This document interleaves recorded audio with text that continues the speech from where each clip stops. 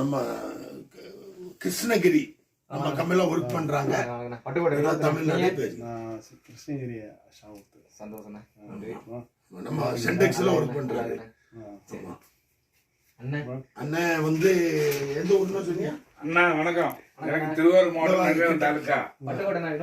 அப்படியா? எனக்கு திருவாரூர் மாவட்டம் நல்லம் தாலுக்கா உபய வேதாந்தபுரம் ஊரு. நான் வந்து ஓஎன்ஜில வண்டி ஓட்டினேன்.